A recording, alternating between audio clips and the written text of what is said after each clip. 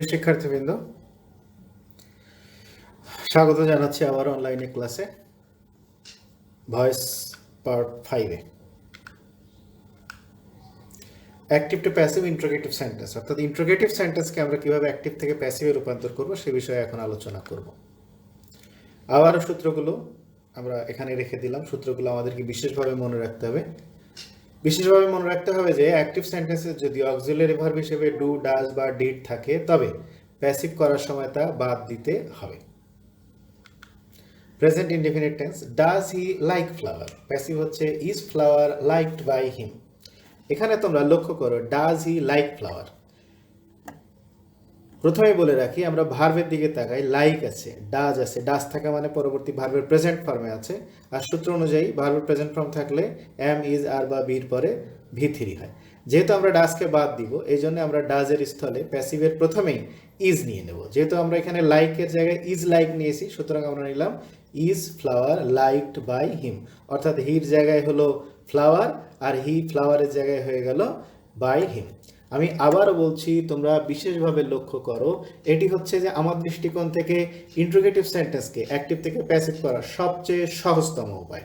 যে যদি do did does থাকে তাহলে আমরা ডু ডিড ডাজকে বাদ দিয়ে দেব, আর সূত্র অনুযায়ী যে অতিরিক্ত একটা বিভার্ব আসবে, অর্থাৎ ইনডেফিনিট প্রেজেন্ট ইনডেফিনিটে আসবে এম, ইজ, আর পাস্ট ইনডেফিনিটে আসবে ওয়াজ অথবা ওয়্যার। ডু বা ডাজের জায়গায় আমরা এম, ইজ বা আর ব্যবহার করব, আর যদি ডিড থাকে তাহলে আমরা ওয়াজ অথবা ওয়্যার ব্যবহার করব। আর সেই অনুযায়ী এখানে ডাজের কারণে ইজ হলো ফ্লাওয়ারের সাথে মিল রেখে, সুতরাং আমাদের উত্তর হলো is flower liked by him. এবার present continuous tense, are they doing homework, is homework being done by them. খেয়াল করো, এখানে সাবজেক্ট ছিল দে এবং অবজেক্ট ছিল হোমওয়ার্ক। এই হোমওয়ার্কে আমরা দের জায়গায় নিয়ে আসলাম, হোমওয়ার্ক দিলাম, দের সাথে আর ছিল, হোমওয়ার্কের সাথে আর হয় না, আরটাকে আমরা পরিবর্তন করে ইজ নিলাম এবং ডুইংকে করলাম বিং ডান আর দে হলো বাই দেম। পরবর্তী উদাহরণ present perfect tense, has she broken the glass. এখানে আমরা হ্যাজ অপরিবর্তিত রাখলাম, শির জায়গায় দি গ্লাস অর্থাৎ সাবজেক্ট করলাম, ব্রোকেন ভি3, আর ভি3 থাকলে ভিন প্লাস ভি3 হয়, সুতরাং আমরা লিখলাম বিন ব্রোকেন এবং শি হলো by her. Past indefinite tense, did you see him, passive হলো was he seen by you. একটু আগে আমি যা বলছিলাম, ডিড আছে, ডিড থাকা মানে ধরতে হবে পরবর্তী ভার্ব পাস্ট ফর্ম। আর সহজে আমরা মনে রাখি, যদি ডিড থাকে তাহলে ডিডের জায়গায় আমরা ওয়াজ অথবা ওয়্যার নেব। এখানে আমরা হির সাথে মিল করে ওয়াজ নিলাম এবং সি হলো সিন, ইউ হয়ে গেল বাই ইউ।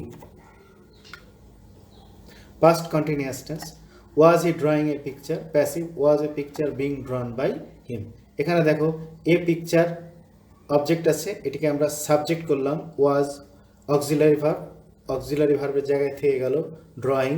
4 নম্বর সূত্র অনুযায়ী ভি1 প্লাস আইএনজি থাকলে বিং প্লাস ভি3 হয়, আর সেইভাবে আমরা দিলাম বিং ড্রন বাই হিম, যেহেতু এখানে হি আছে। পাস্ট পারফেক্ট, হি হ্যাড, দুঃখিত, had they seen you, had they seen you.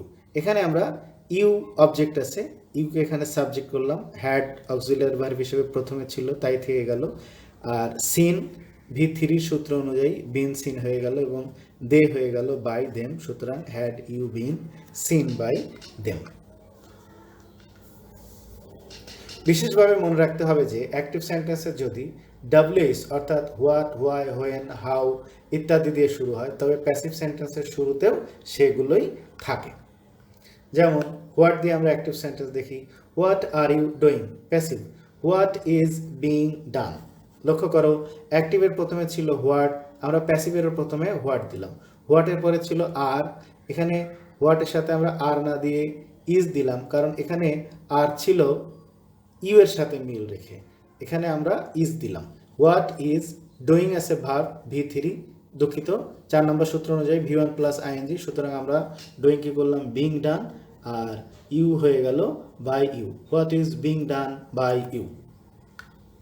এবার আমরা হোয়াই দিয়ে উদাহরণ দেখি, why have you done this, why has this been done by you. এখানে দেখো হোয়াই ডাব্লিউএস প্রথমে বসে গেল, এখানে ইউ সাবজেক্ট এবং দিস অবজেক্ট, এই দিসকে আমরা যখন এখানে নিয়ে আসলাম সাবজেক্ট হিসেবে, প্যাসিভের সাবজেক্ট হিসেবে, অ্যাক্টিভ সাবজেক্ট ছিল ইউ, সে কারণে হয়েছিল হ্যাভ, কিন্তু this third person singular number, দিসের সাথে হ্যাভ হয় না, হ্যাজ হয়, সুতরাং হলো হোয়াই হ্যাজ দিস। আর ডান V3 সূত্র অনুযায়ী বিন প্লাস V3 হয়ে গেল বিন ডান, ইউ হয়ে গেল বাই ইউ। হোয়েন দিয়ে দেখি, when will you call him, passive, when will he be called by you. এখানে লক্ষ্য করো, when will you call him, him when থেকে গেল, উইলের জায়গায় উইল থেকে গেল। এখন হিম সাবজেক্ট করে আমরা হি নিলাম, আর কল V1 এর সূত্র অনুযায়ী এম ইজ আর বা বির পরে V3 হয়, যেহেতু এখানে উইল আছে সুতরাং আমরা এম ইজ আর ব্যবহার করতে পারবো না, বি ব্যবহার করলাম, বি কল, আর ইউকে করলাম বাই ইউ। এবার আমরা হাউ দিয়ে উদাহরণ দেখি। How, active, how could you do it, passive, how could it be done by you. এতক্ষণ যে আলোচনা করলাম তারই ধারাবাহিকতায় হাউ প্রথমে বসে গেল, কুড থেকে গেল, এবং ডু 1 নম্বর সূত্র অনুযায়ী হয়ে গেল বি ডান, ইটকে সাবজেক্ট করলাম এবং ইউকে অবজেক্ট করলাম বাই ইউ। হোয়ার দিয়ে উদাহরণ দেখি। Where will you put the book, where will the book be put by you. লক্ষ্য করো এখানে হোয়ার সেন্টেন্সের প্রথমে ছিল, হোয়ার থেকে গেল, উইল থেকে গেল। অ্যাক্টিভের অবজেক্ট হলো দি বুক, আমরা প্যাসিভের সাবজেক্ট করলাম দি বুক। পুট, এখানে ভার্বের প্রেজেন্ট ফর্ম আছে, সূত্র অনুযায়ী হয়ে গেল বি পুট। আমরা জানি পুটের present form, past form, past participle form একই, সেই হিসাবে হলো বি পুট, আর ইউ হয়ে গেল বাই ইউ। বিশেষভাবে মনে রাখতে হবে যে হুইচ এবং হুজ এর পর সবসময় একটি নাউন থাকে, এবং প্যাসিভের ক্ষেত্রেও হুইচ এবং হুজ সেই নাউন সহকারে প্যাসিভ সেন্টেন্সের শুরুতে বসবে। Which, active, which book do you want, passive, which book is wanted by you. এখানে সূত্রে যা বলা হচ্ছে যে হুইচের পর একটা বুক শব্দ থাকবে বা যাই থাকুক, which book, which pen, which shirt, এটি সবসময় শব্দটি অর্থাৎ এই নাউনটি সবসময় হুইচের সাথেই কানেক্টেড থাকে, তাই প্যাসিভ করার সময় আমরা হুইচ বুকই প্রথমে নিলাম। আগেই দেখিয়েছিলাম ডু ডিড ডাজ থাকলে সেটি বাদ দিতে হয়, তাহলে ডুর জায়গায় আমরা নিলাম ইজ ওয়ান্টেড, ওয়ান্ট এখানে V1 এর সূত্র অনুযায়ী এম ইজ আর, এখানে আমরা ইজ ওয়ান্টেড নিলাম, তার ভিতর ইজটা ডুর জায়গায় দিলাম এবং ওয়ান্টেড ইউ হয়ে গেল বাই ইউ। হুজ উদাহরণ দেখি। Whose umbrella have you brought, passive, whose umbrella has been brought by you. এখানে দেখো হুজ আমব্রেলা আছে, আগেই বলেছি হুইচ এবং হুজের পরে নাউন সহকারে বসবে, সুতরাং এখানে হয়ে গেল হুজ আমব্রেলা। দেখো এখানে ইউ এর কারণে হ্যাভ ছিল, আমরা যেহেতু সাবজেক্ট এখানে আমব্রেলা নিলাম এই জন্য হয়ে গেল হ্যাজ, এবং ব্রট V3 সূত্র অনুযায়ী been plus V3 been brought by you.